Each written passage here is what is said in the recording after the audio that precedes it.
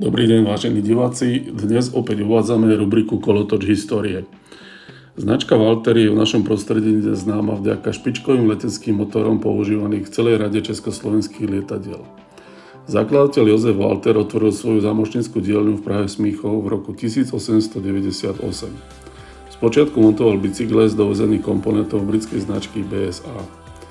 Podnikanie začal v obore motorových vozidiel, ktorý prakticky ešte neexistoval. Rovnako priekopnícky ako Laurent a Clement, keď v roku 1903 predstavil svoj prvý jednoválec typ A o výkone 3 koní. Nasledujúci typom B v roku 1905, čo bol vidlicový dvojvalec o výkone 4 koní. Niektoré boli vybavené trojstupňovou reťazovou prevodovkou, čo v tej dobe vôbec nebolo bežné. Veľmi úspešné boli trojkolky C2, ktoré dali vzniknúť celému segmentu taxislužby vo vtedajšej Prahe, uviedli do výroby v roku 1910. V roku 1911 firma rozšírila výrobu osobné automobily, niektoré veľmi reprezentatívne modely, ale aj nákladné typy a autobusy. Po prvej svetovej vojne prišiel významný dopyt po leteckých motorových jednotkách, čo vlastne spôsobil útlom výroby motocyklov, ktorý skončil už v roku 1921.